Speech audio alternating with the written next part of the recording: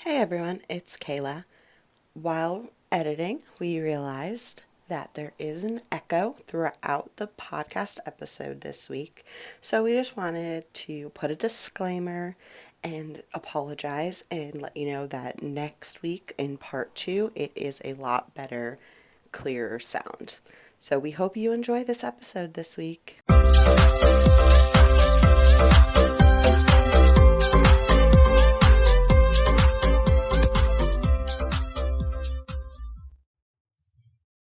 This is the Exhausted Moms podcast. I'm Kayla. And I'm Kendall. And we are childhood best friends who are just exhausted moms. And today we have a special guest with us. We do. Our special guest is my sister-in-law, Stephanie. Hi. Hello. And we are recording all in the same room, which is going to be interesting. But we're just so excited to be together in person because we haven't seen each other in so long. So Yeah. it's a little emotional. I think I was about to cry when Kayla walked into the room today, but I held it together. Well, the funny thing is on the drive, my husband was like, "You're not allowed to cry." He's like, "Don't cry. Don't cry." Easy enough for him to say. I know. I think he wanted you to cry when you saw him. Oh, sorry, Peter. I'll cry tomorrow when I see you again. He is so jealous, and he's going to be so mad at us for talking about it. Well, Well, always been that way. yes. You would know.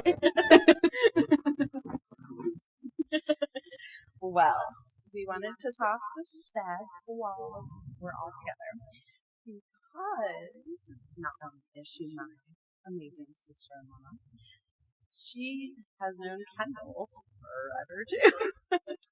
Yeah, we danced together and taught together at the dance studio that her mom ran and she also ran since 2007 or 2008, something like that.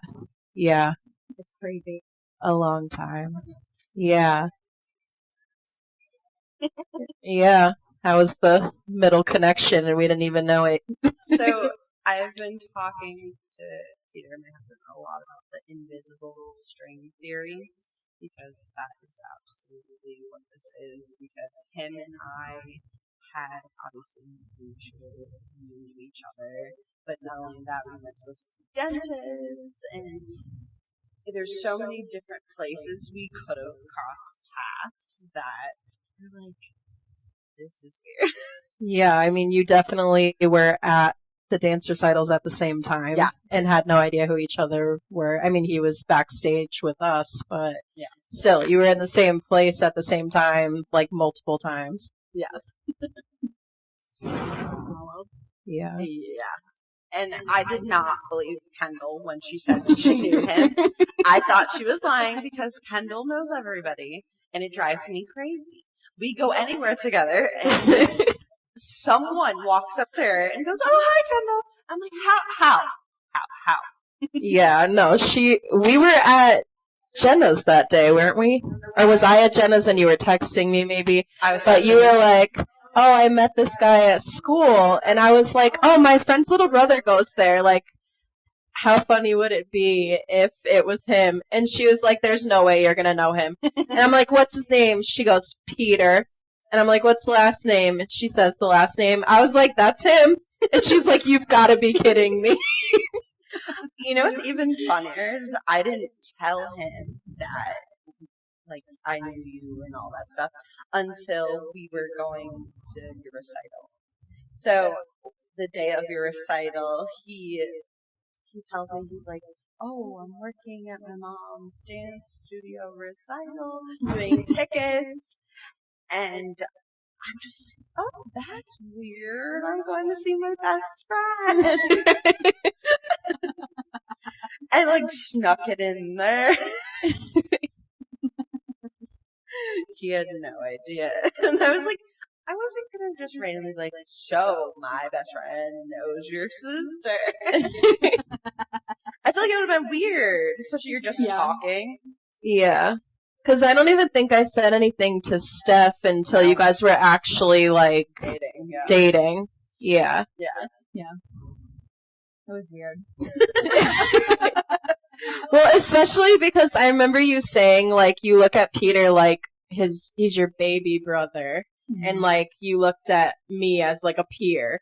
And so you're thinking, oh, it's your best friend, but my baby brother, when we're not that far apart in age. No. But I remember you being like, that's weird. I'm not a cougar. No, not at all. Well, it's weird because me and him have this 6-year age gap, so he's always going to be my little brother to me. But with you being older and you're closer to me, it's a nice, like, middle barrier. Yeah. I mean, him and I are less than 2 years apart, which I always liked and dated older guys, so for me it was weird.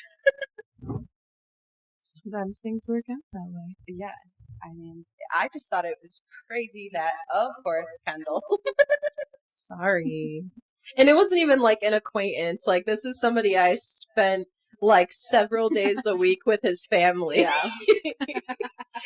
Hours and hours every week. But you know what the funny thing is how many years did I ask you to set me up with somebody? But I never would have thought of that because Peter was just the little brother backstage that would make fun of our costumes and Hold on. Steph just said she wouldn't have even.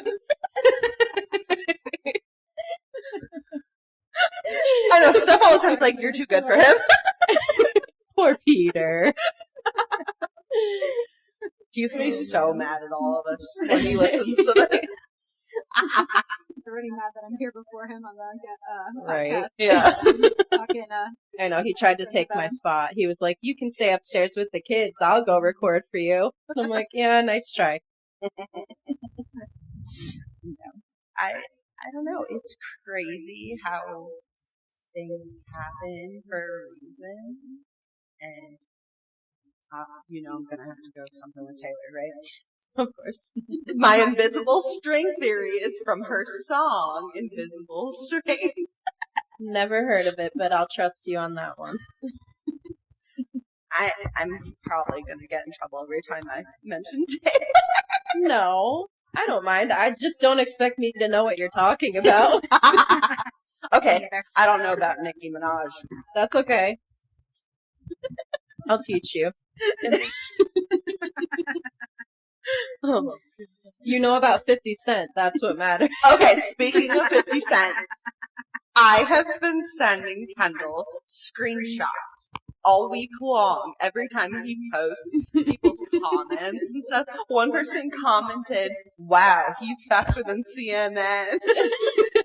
Yeah, they're like, since when do we get our news from 50? But I have been obsessed when I had time. No, he's hilarious. I love him. For many reasons. But this is just the latest reason. So, we wanted to have Steph on, not just because she's an amazing sister. that wasn't Sherry.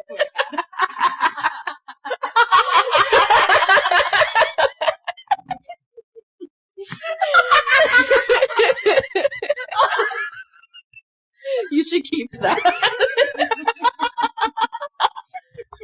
Podcast unedited.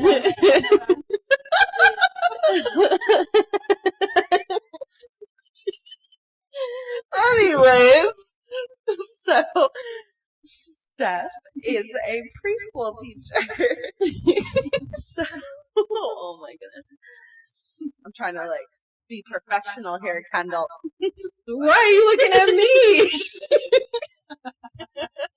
This is why you guys can't record a person every week. No. Well, that and I live 12 hours away. Okay. Okay, I'm good. I know I'm not used to podcasting looking at you, so this is funny. This is definitely going to be a raw, unedited this week. We'll see the notes. Right. Anyways, so Steph is a preschool teacher. You've been a teacher for how long now? Well, technically since I was 16, so way too long, but officially 10 years I've been working in my district. That's awesome. I give you all the props in the world because Kendall and I have kids preschool age, and I don't think I could teach a whole class. Oh my gosh, no. That's why I liked teaching the older girls that dance, because I wouldn't have had the patience to teach the little ones. No. So for you to have to do that every single day for like 6-7 hours a day. Yeah. Well, so I know a lot of people have this question. I've seen it online. What should your child know before they go to preschool? Like, what do they need to know from home before they go? Because I feel like everywhere says something different, and it's a lot of pressure to put on yourself, and then I'm putting so much pressure. Honestly, the biggest thing is social skills coming in. And I hate to blame COVID, but the past few years, seeing the change in the behaviors and kids coming in and not knowing how to interact with each other, it's been such a change. And, I'm in a public school setting, so even though I'm pre-K, we're very academically focused. So, I don't care if they come to me knowing no letters or sounds or, any of that. That's stuff that I'm there to teach them. But if they come in and they're a polite student, they know how to interact with others, they know how to share, that's the things that take the most time. Okay. And the most reinforcement from home too, because I can only do so much in a classroom with 15 kids to help one kid build those social skills when they're struggling. Right. And if they don't have that consistency and reinforcement at home, it makes my job that much harder. See, knowing that, I feel like I put so much pressure on the fact that my daughter needs to know all her letters, her numbers. I mean, she loves to learn, so she's very hungry for knowledge. She's just hungry, apparently. No, but she loves to learn. She learned how to spell her name because we have Scrabble letters on our wall. And so she's been pointing at the letters of her name, and she wants to learn. I'm not putting that pressure on her. So I've seen, especially on TikTok, a lot of mom shaming. I don't know if you've seen that about like what they need to know. Yeah, I feel like they expect them to go into like kindergarten knowing how to read Right. and knowing how to do like addition and subtraction. Yes. And it's and crazy. Unfortunately, the way the school systems are, especially up here in Connecticut now, they're pushing reading earlier and earlier. Right. So, I always tell my parents, the more they know going in, the more setups for success they're going to be. Right. But especially at the younger ages, like 3, 4, like just the exposure to things, just doing things with them, exposing them to letters when you're at the grocery store, like what shape is this box? At home, so they're used to, having to follow rules and routines. Right. See, that's all great knowledge. I wish there was, I don't know, like the stigma of, hey, your kid needs to know how to read before they even go to preschool, pretty much. Yeah, and there's these like crazy parents going on like wait lists for prestigious preschools, like when their kids are babies. Like, it's crazy to me that. Well, I think that's always been a thing because, I mean, if they want their kids to get ahead and going to, like, Ivy League schools. Yeah. So they feel like it starts in preschool. It starts in the womb. Right. They're playing them Mozart and reading them Shakespeare. Right, I did wrong. And I know you did too. My kids were bumping Daddy Yankee and Nicki Minaj in the womb, and they have rhythm now, so. Yes, your baby, I saw him. He was dancing. All 3 of them, they love to dance. Yeah, my kids love to dance too. But I think just making learning fun. I don't sit there and go, yeah, I don't sit there and go, hey, you need to know this. And honestly, they're doing a big push. Connecticut just pulled in this play-based learning has to be reintroduced into the classroom for actually up to first grade. which is amazing. wow. They took so much out of kindergarten, so they're trying to bring it back because, especially at the younger ages, kids learn more from being hands-on, interacting with things. Right. And they need to have that play. They learn it so much quicker when they're engaging it in a fun way versus you lecturing at them. They don't learn that way when they're younger. They need songs. They need games. They need art. They need music. They need free play to explore their environment. They need to experiment with things. Yeah. I think that playing, it doesn't make it feel like Yeah. But they learn so much through play. You wouldn't even know. Like, what your daughter. Like, just listening to her play and reenact a whole Paw Patrol episode. Like, literally, like, word for word what happened. Yeah. But she's learning so much within that and social interaction. Even though she's sitting there playing by herself, she's acting out those scenarios. Right. Which will apply when she's with other kids and adults and, things like that. Yeah, no, I mean, for her, music has always been a big thing, where I played nursery rhymes for both of my kids. I mean, my son is obsessed with the Wiggles, so I regret ever showing him that. But I noticed with my daughter, she's singing out. And she's singing like Gracie's Corner counting songs. We love Gracie. Love her. Okay, my baby goes to sleep listening to the sleep song. It used to be Adele. My oldest used to fall asleep to Machucando by Daddy Yankee. Why do I bother? I don't know why, because it's not a slow song, it's not soothing, and he loved it. That and Adele, too, but I don't know what it was about that song. But he also thought my husband was Daddy Yankee for a while, because he was, like, thinking it's his daddy, and he wears a Yankee hat all the time. And he one time said to me, we were on the way to school when he was in preschool, and he was like, Mom, why can Dad sing in Spanish, but he can't speak Spanish? I was like, what are you talking about? And he was like, Daddy Yankee. I'm like, baby, that's not your dad, or else we would be living a much different life right now. Sorry, Kyle. Oh my God. No, that's amazing. Yeah, that was an interesting conversation to have. I'm like, how many people did you tell that your dad was Daddy Yankee before you, like, realized that he wasn't? I can't even He's imagine. Too much. No. I feel like kids just, especially toddlers, they just say whatever's on their mind. Oh, absolutely. I mean, I'm sure as a preschool teacher, you get tons of, like, misconstrued family business. We want to hear. Yes, please tell us some stuff. We want to see from preschool. Don't use names. Oh, I've heard all the stories of mommies and daddies in their bedrooms doing things. No! Kids making up stories about things they've seen on videos that have turned into knives and things, and Yikes. They're a lot. I can imagine. So they come in and tell everything. They honestly make my day with their stories.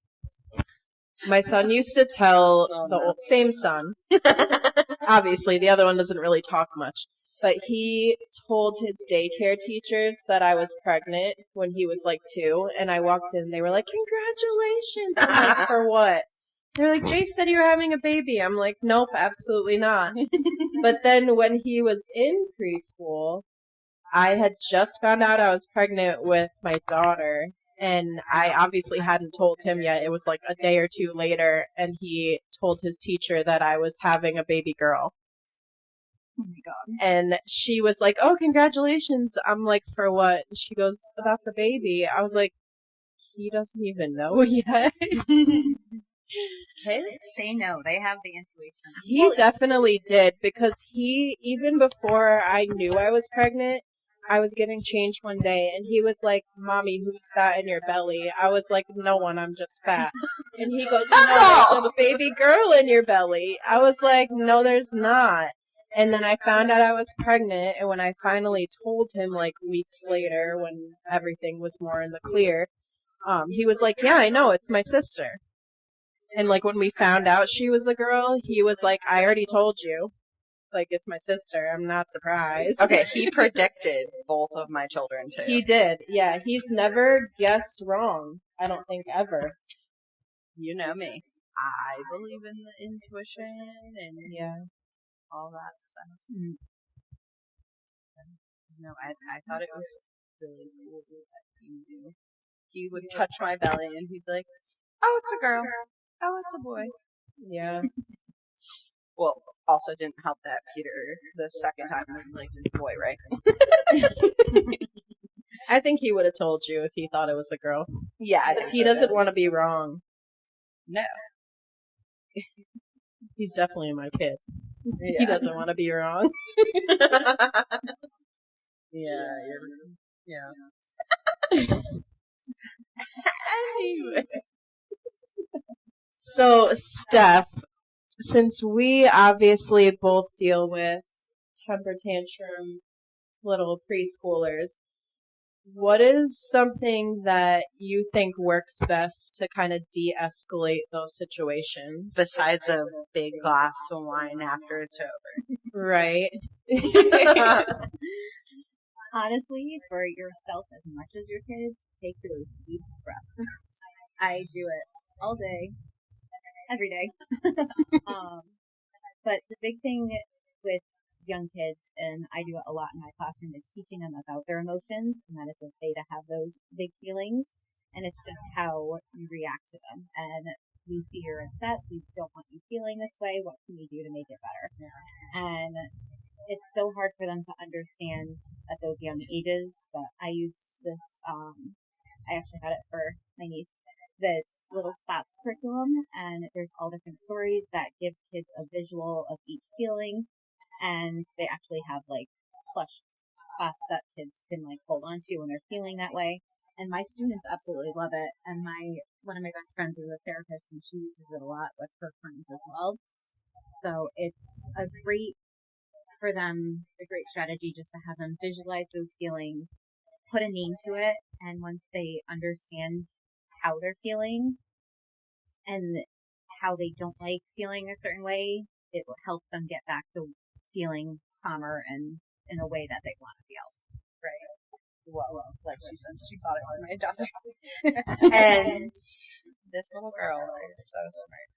But she thinks it's really funny that when mommy's mad, to go grab the red anger spot and go, "Mommy, you look mad." I'm like, those are for you. And it's so cute. We also do what's called mood meter in my classroom, where we have a chart that's got 4 different colors, and each color represents a different feeling. And the kids check in every morning where they are, and it's so nice to see them throughout the day. Like, something will happen, and I'll see them march over to my desk. They'll go to the mood meter, and they'll move their picture to red or blue when they're mad or sad. And then they'll like, I do have a calm down area, so I'll see them sit. So just to see them growing and utilizing those things and recognizing when they're feeling that way, just taking that minute to say, "I'm feeling mad," and sitting down, and then I go talk to them, and we're usually able to figure it out. And I love that. Yeah. That's a really cute idea. No, definitely. I mean, I feel like I did that. So my kids will tell me too. They'll say, "Miss, you look like you're getting red right now," and I'll say, "Yeah, I am. I'm gonna go move myself on the moon meter." They know. They know. They look at you, and I think it's so good for them to understand their emotions, because I don't know about you, Kendall. I still don't. I don't know what's going on with mine half the time. So I feel like trying to teach them about their emotions, it also helps you kind of like heal this inner child wound. Yeah, I agree. Because obviously when we were all younger, like, they didn't have as much focus on like the emotional and social learning that they make a lot bigger of a deal about now. And I think it's definitely really helpful for the kids. Yeah. Who knows? Maybe when they're adults, they'll be less forced. They'll have a restorative circle. That's what they're doing at my son's school. What is that? So obviously he's dealt with a lot of bullying. Yeah. So what they do is they make them sit down together with the counselor. And they call it a restorative circle, and they like each say their side of the story and what they could have done better and what they'll do differently, and they apologize to each other. I would have loved to see you do that when we were in school, because that would have been hilarious. Well, do you remember at one point they had those like peer mediators? Yes. They did that with me, with that girl that used to bully me because her mom was in jail. Or no, my biological father was in jail. Oh, we're just and she bullied me for that, but her mom was in jail. So, first of all, what are you bullying me for? But it escalated pretty high. Like, we were physically fighting, and it was like a really toxic environment. And they made us go to a peer mediator, which is where this like 5th grader had to sit there and try to like get us talk stuff out, and we're like yelling at each other over him, and it clearly was not working. But I feel like it was a really weird program for them to have, to like put a kid in that position to try to mediate a situation like that. Have a kid mediating. No, it was really weird. No. Really weird. Definitely not have a peer mediator. No, it looking back on it now, it really was weird. See, here's the thing. Kendall remembers everything. She reminds me of like a lawyer sometimes. She will pull out random facts that she remembers and use that in an argument. And I sit there and I'm watching the wheels turn in her head, and I'm like, let's see where this is gonna go. Just full of fun stories. I've had an eventful childhood. Yeah, me too. We laugh through our trauma. Yeah, we really do. I mean, it's better than like doing drugs, but don't do drugs, kids. Just laugh. Exactly. Don't do drugs and don't play Monopoly Go. Oh, no, we're not talking about that. Kendall, you've been doing so good with not talking about it. I know. I just had to remind everyone. Oh. Moving along. Yes. So, I mean, for you guys, your school is still in session. South Carolina, we're out right. But what, as a teacher, Seth, do you like for end of the year's gifts? Or in general, gifts in general throughout the year?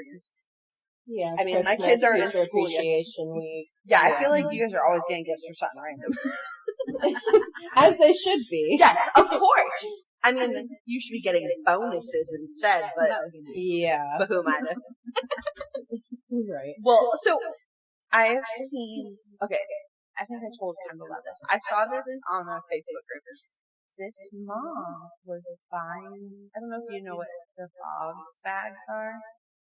They're like the Crocs. Yeah. Yeah. Well, I have a simple modern one that my husband got me for Mother's Day, which is awesome, by the way. Also half the price. But this mom, she bought 4 of those, like the really big ones, are like $100 each, and then she was filling them with summer stuff for her. I feel like that's a lot of pressure.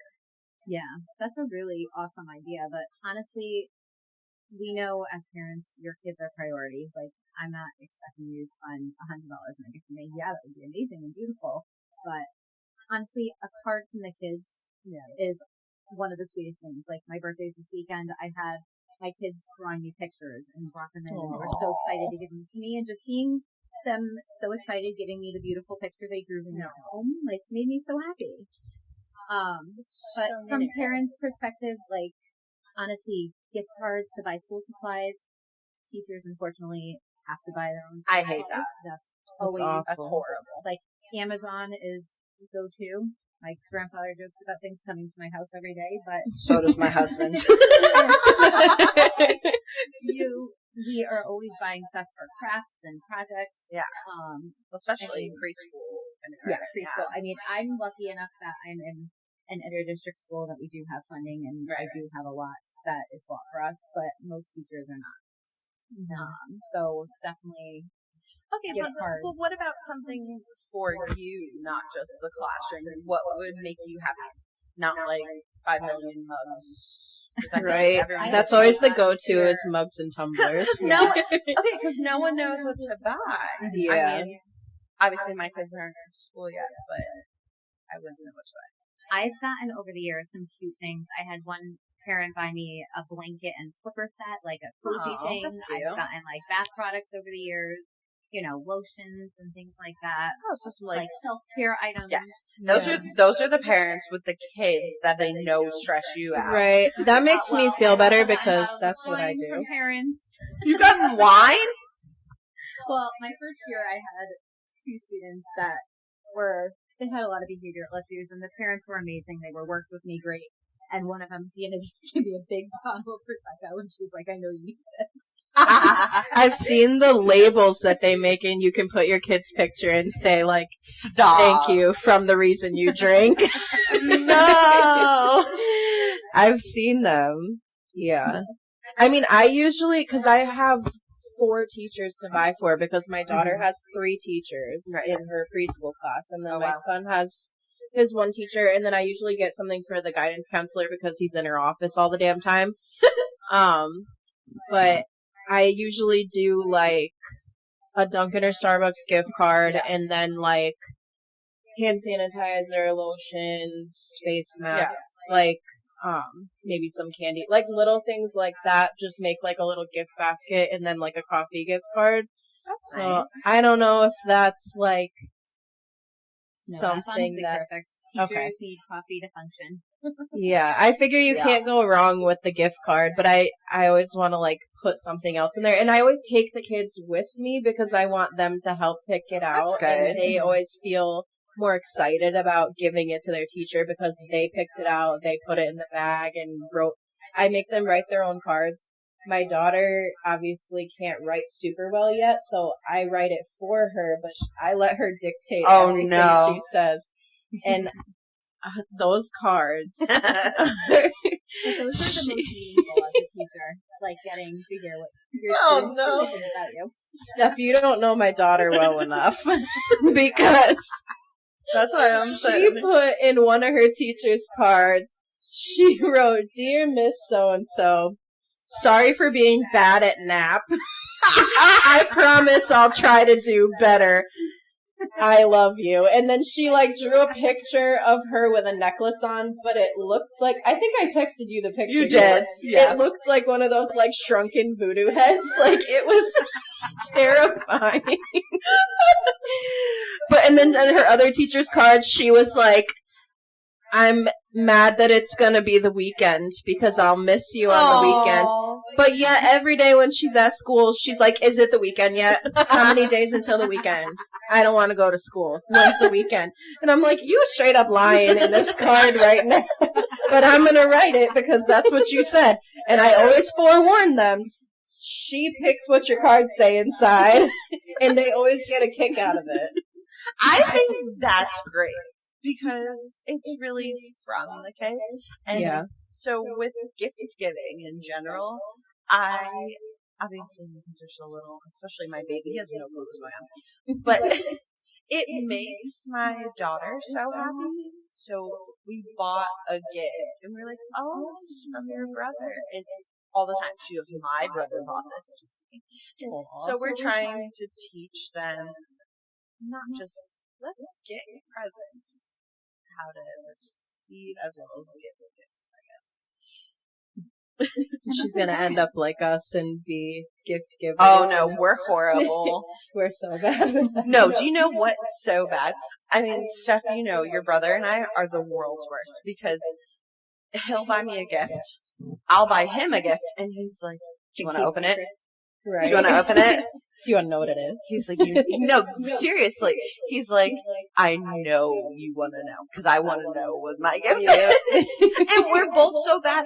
I mean, now that our daughter's older and she started to understand Christmas better, we had to make sure we didn't just, we were so bad. Sometimes we're like, I don't know, 10 days before Christmas, we're already done. We already opened our gifts. Plus, you have your birthday wrapped in that same time period, so. Unfortunately, yeah. 4 days before Christmas. Fun times. Can't do much. It's cold. Yeah, true. It's weird being in the same room. I know. We're all looking at each other like, I'm trying to think. I'm sure there's a million more questions we could ask. Is there anything that you would want to tell parents? Maybe like what they should be working on at home while their kids are in preschool? What would help you as a teacher?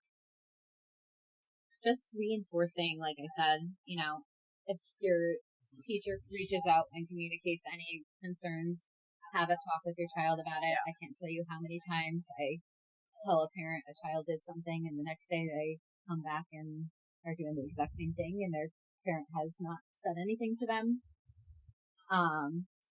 Just reinforcing kind behavior and, things like that. I feel like there's so many parents nowadays that are the not my child parents. Whereas I'm it was my kid, wasn't it? Same. Like they tell me, and my daughter's teacher told me that because every day when I pick her up, I ask her how she was today because I know she can be a problem. And she's like, what I appreciate about you is that when I tell you what she's doing wrong, like you, first of all, believe it, and second of all, like try to take action on it and stop her from doing it again. Whereas other parents think that she's being dramatic or whatever, and that she just can't deal with little kids, and like she's been teaching them for over 25 years, so clearly she knows what she's doing. But there are a lot of parents, I think, that just think their kids can do no wrong. Yeah, and absolutely. And that has to be so frustrating as a teacher. The problem is, this is why Kendall and I can't be teachers. Because we'd be like, nope, it's your child. Yep, exactly. I'd be like, you want the receipts? Because I got little Jimmy over here saw the whole thing. Get over here, little Jimmy. Tell her. Well, that's where I always have had a very open door policy. And if I do have a kid with extreme behaviors, I say to the parent, versus sending them home, can you come sit in and see what I'm seeing and, see what we can do to work as a team to fix this behavior, because that's the biggest thing is the teamwork and partnership between home and school, and making sure that, the expectations are consistent in all environments, because it's hard for kids, especially when they're younger, 3 and 4, if they haven't had a daycare experience, coming in, being exposed to new kids, new people, new teachers, and having to follow rules. And when you're home, you have that freedom and comfort of your parents that you're used to. So, it's a big change. I think that's such a great way to not just be like, well, your kid can't deal with this, so let's throw them to the side. I think it's really important, and it shows how great of a teacher you are that you really care about those kids. At the end of the day, you want to make sure they succeed. So that's the biggest thing I stress in pre-K. I always say to parents, especially like you were saying, worried about expectations of what they know. My goal in pre-K is that they know how to function in a classroom and they're able to sit in a kindergarten classroom where they'll really be able to engage and learn. Yeah, that definitely makes sense. So I think this is a good place to end part 1. We're going to have 2 parts with Steph. Thanks for listening. Don't forget to subscribe, leave us a review, and follow us on Instagram, Facebook, and TikTok at Exhausted Moms Podcast. Bye. Bye. Bye.